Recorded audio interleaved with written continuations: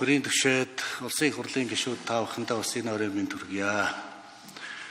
Та Монгол улсын ерөнхийлөгч төрийн тэргүүн бас ойрын хэд хоног нийлээдгүй ажилдаа байсныг та бүхэн маань бас бүгдээрээ мэдж байгаа.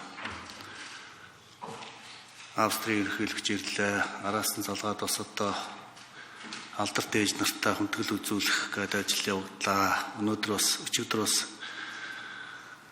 Туркменстаны ерөнхийлөгч айлчилсан. Сая одоо төрийн ажил өндөрлөөд би бас гаргаж өгөөд. Тэгэд нөхцөл байдлын талаар бас нэлээдгүй мэдээллийг бас сая мониторинг хийж холбогдох албаны хүмүүсээс бас авлаа. Тэгэд Монгол улсын ерөнхийлөгч төрийн тэргүүн төрийн эрх барих дээд байгууллагын хоролд өөрийн биеэр оролцож зарим тодорхой бос зүйлүүд дээр өөрийн биеэр хариулт өгөх нь чухал болжээ гэж үзээд ерөнхийлөгч өөрийн биеэр орж ирж байна гэдгийг та бүхэндээ хэлье. За нэгдүгээрт Монгол улсын ерөнхийлөгч сонгогдсноос хойш Монгол төрийнхөө парламентд байнгын хүндэтгэлтэй хандж ирсэн. Та бүхэн бүгдээрээ мэдж байгаа. Байгуулагдсан хамтарсан засгийн газрыг бүх талаар дэмжсэн. Оюун эрдэнэ ерөнхий сайдыг одоо ерөнхий сайд болсон одоо ажиллаж байгаа энэ 5 жилийн хугацаанд одоо бүх талаар дэмжлээ. Би одоо нэг удаа парламент дээр орж ирж парламентынхаа тухай засгийн газрын үйл ажиллагааны тухай буруу зүрх зүйл ярьж байсныг та бүхэн сонсог баг. Би бас өөрөө ерөнхий сайдаар ажиллаж байсан хүний хувьд бас ерөнхий сайдын зовлон бас их сайн мэднэ. Энэ бол тийм амархан ажил бас биш. Нэг ялангуяа одоо би чинь цар тахлын үед ажиллаж байсан. 4 жил ажилласан. Маш хүнд нөхцөлд. Бас заримдаа яс ангинахаар ийм одоо хэцүү ажил байдیں۔ Зовлон жаргалыг бас ойлгодог хүний хувьд бас олон жил энэ ерөнхий сайдыг бас хүмүүжүүлж, сургаж, бэлтгэж хамт амьдарсан улс төрчийн хувьд, удирдагчийн хувьд бас энэ ч сууж байгаа хоёр дараад би хүндэтгэлтэй ханддаг шүү дээ. Бас хайрлалтай, хамгаалтай. Өнөөдөр ч гэсэн би хайртай байгаа. Тийм учраас одоо би хоо хүмүүсийн асуудлаар бол энэ ч янз бүрийн асуудал бол хөндөж ярих хүсэхгүй байна. Тэгэхээр би зарчмын хэд хэдэн зүйл дээр одоо хариулт өгье гэж бодож байна. За нэгдүгээрт хүн засаглахгүй, хууль засаглана. Би Монгол улсын ерөнхийлөгчийн дангар горих ёслолын ажиллагаан дээр миний хэлсэн үгийн хамгийн гол point бол хүн засаглахгүй, хууль засаглана гэж хэлсэн. За энэ нь да өнөөдрийн хүртэл би үнэнч байгаа. Ямар хүн Монгол улсыг ерөнхийлөгчийн засаглал руу шилжих ёстой гэж хэлээд яриад байгааг би ерөөсөй ойлгохгүй. Би улс төрд ороод одоо 30 гаруй жил болж байна. Би өөрөө ардсан нийгэмд бас өсөж хүмүүжсэн хүн. Миний итгэл үнэмшил бол парламентын засаглал. Тийм ч учраас би парламентын засаглалыг боловсронгуй болгохын төлөө өөрийнхөө одоо улсын бүх он жилүүдийг зориулсан. Би ерөнхий сайд байхдаа Монгол улс парламентын засаглалтай байх ёстой гэдэг байр сууриа байнга илэрхийлж ирсэн. 19 оны үндсэн хуулийн нэмэлт өөрчлөлт байна. Саяны одоо 126 гишүүнтэй болсон асуудал байна. Энэ бүх зүйл дээр ерөнхийлөгч дэмжсэн. Ерөнхийлөгч өөрийнхөө бүрэн эрхээс бүх юмнасаа татгалзсан шүү дээ. Та бүхэн бүгдээрээ мэдж байгаа. Өнөөдөр Монгол улсын ерөнхийлөгчт нэг тийм айхтар эрх мэдэлцээд байх юм бол байхгүй шүү дээ. Бүх эрх мэдэл засгийн газраас шилжсэн. Би нэг өөрөө ерөнхий сайд ардын намын дарга байхдаа бас хийсэн баг.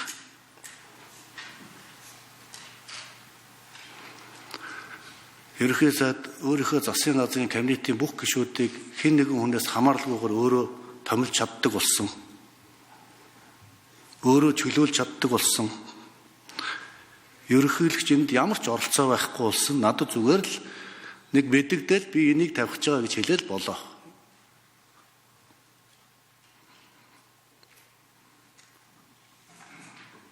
Би өөрөө ерөнхийлөгчийн эрх мэдэл байсан авилгалтай тэмцэх газрыг гүйцэтгэх засаглал руу шилжүүлсэн. За засгийн газар бол гэмт хэрэгтэй тэмцэх субъект бол засгийн газар юм байна. Ерөнхийлөгч бол авилгатай тэмцэх газрын даргыг томилдог, санал болгодог. Энэ байдал бол олон жил олон улс төрчнэрийг хонглоор чирж явсан юм байна. Энийг талсан зогсоох ёстой. Ерөнхийлөгч өөрөө ард түмнээ сонгодог учраас бас парламенттайгаа энэ хэцүү байдаг. Манай нөхцөлд ерөнхийлөгч бол дээд танхимын үүрэг гүйцэтгэдэг шүү дээ. Тийм учраас авилгатай тэмцэх газрыг ерөнхийлөгчийн эрх мэдэл байлгах нь Монголын улс төрд энэ шудраг ёсонд бас нийцэхгүй юм байна. Энэ байгууллага тэр засгийн газрынхаа бүтцэж байж парламент нь засгийн газрыг хяндаг учраас тэнцэнэ байх нь илүү зохимжтой юм байна гэж би өөрөө үзэж авилгатай тэмцэх газрыг ерөнхийлөгчийн мэдэлд байлгадаг асуудыг шилжүүлж гүйцэтгэх засаглал руу өгсөн юм а. Энэ ажлыг би өөрөө хийсэн. Та бүхэн энийг мэдж байгаа. Монгол улсын ерөнхийлөгч шүүхийн ерөнхий зөвлөлийг өөрөө байгуулад шүүгчийг томилдог байсан. Өнөөдөр Монгол улсын ерөнхийлөгч шүүгчийг томилохгүй байна шүү дээ. Тэр шүүхийн ерөнхий зөвлөлийг парламент байгуулна. Парламентын мэдэлд очсон. Ерөнхийлөгч шүүгч байгуулдаг гэсэн бол тэгээ парламентаас байгуулсан шүүхийн ерөнхий зөвлөл ямар хүнийг шүүгч болох уу гэдгээ тэнцэнэ хэлэлцээд ерөнхийлөгч рүү орж ирдэг. Ерөнхийлөгчд ямар ч тэрнийг ганц удаа л буцаана. Өөр эрх мэдэл байхгүй. Тэгэхээр оруулж ирсний шууд томилно. Ерөнхийлөгч байгаа эрх мэдлийг. Тэгээ ийм л ерөнхийлөгч байгаа шүү дээ. Өнөөдөр төрийн тэргүүн хэн нэгэн хүнийг дарамтлаад засаг төрөө дарамтлаад байх тийм боломж ч байхгүй. Надад ганцхан юм л байд. Энэ бол ард түмний өгсөн итгэл найдвар байгаа. Ерөнхийлөгчийн хүч чадал бол зөвхөн ард түмний сонгосон сонголт үлдсэн баг. Тийм учраас би албан ёсоор нэг зүйл хэлье. Би өнгөрсөн жилийн 2024 оны 11 сарын 26-ны өдөр үе үндсэн хууль, шинэ үндсэн хууль, анхдугаар үндсэн хууль батлагдсны 100 жилийн ойгоор үндсэн хуульд өөрчлөлт оруулахгүй намайг ерөнхийлөгчөөр ажиллаж явах гэсэн албан ёсныхаа үгийг хэлсэн шүү дээ. Сая би өөрийнхөө нэрийн хуудсан дээрээс энийг алгажуулж тавьсан. Та бүхэн маань бүгд уншсан байлаа. Тэмүүжин гишүүнд бас талархлыг хийлээ. Зөв хүлээж авсанд. Манай ард түмний сонгосон сонголт бол парламентын засаглал. Энэ бол бидний үнэт зүйл. Энэ ардчлалын баталгаа бол парламент. Тийм учраас Монгол улсын ерөнхийлөгч парламенттай туйлын хүндэтгэлтэй ханддаг өгөөд цаашдаа парламентын засаглалыг би байнга дэмжинэ. Намайг ерөнхийлөгчөөр ажиллаж явах энэ хугацаанд Монгол улсын үндсэн хуульд ямар нэгэн өөрчлөлт орохгүй гэдгийг би албан ёсоор та бүхэнд хэлье.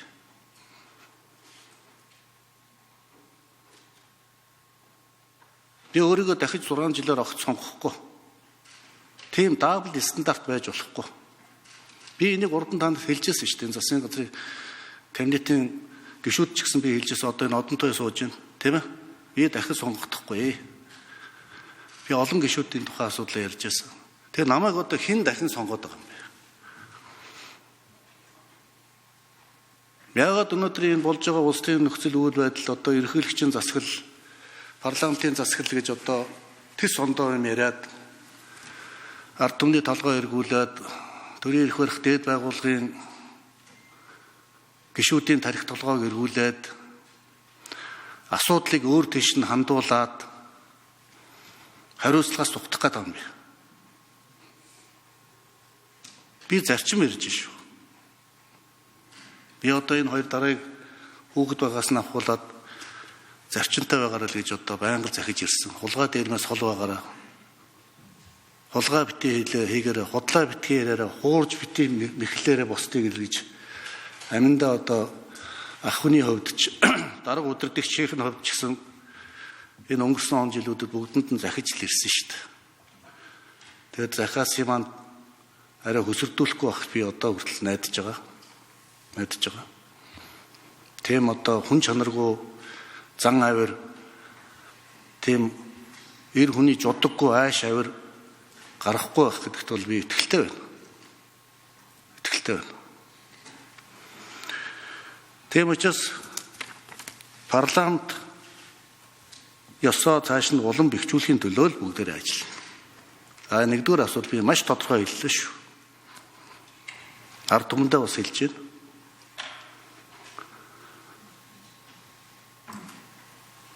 Хоёрдугаарт баялагын санг ерөнхийлөх санаачилсан юм аа.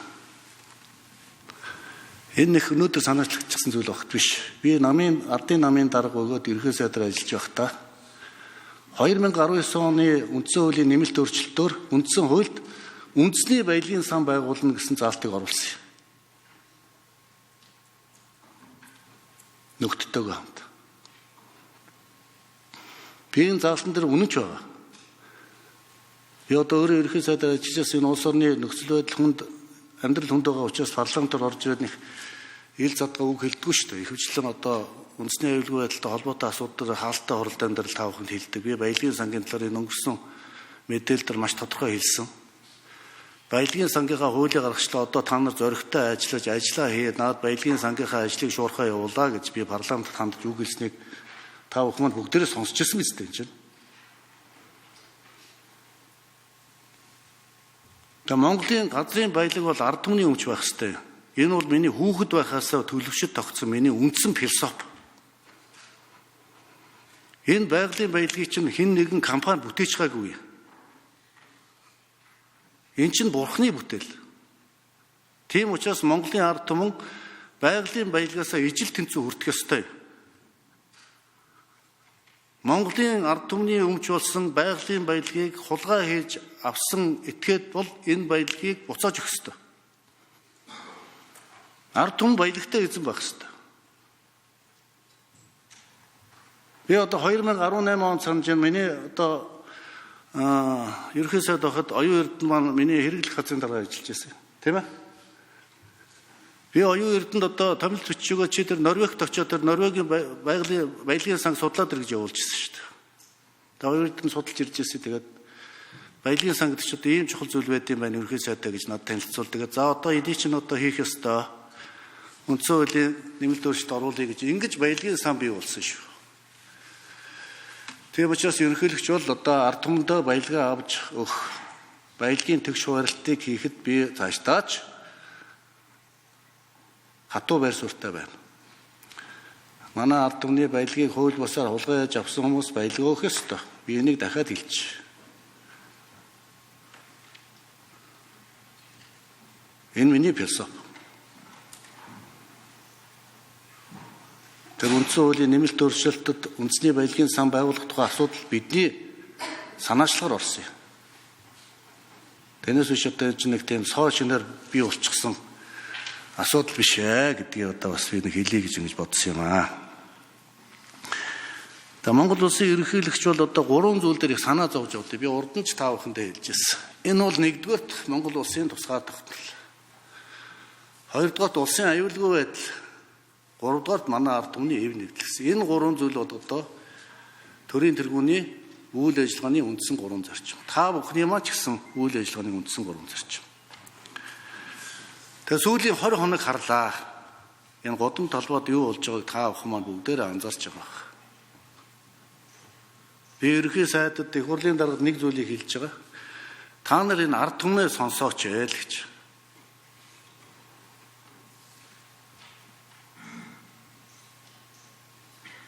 Энэ ард түмэн чинь юу яриад байгаа юм бэ? Юу хүсээд мөрөөдөөд энэ олон зуун залуучууд энэ талбайдаар гарч ирээд одоо 20 хоног жагслаа шүү дээ. Тавьж байгаа шаардлага нь маш тодорхой. Тэгээ Монгол улс бол ардчилсан засаглалтай парламентыг ард түмэн сонгодог.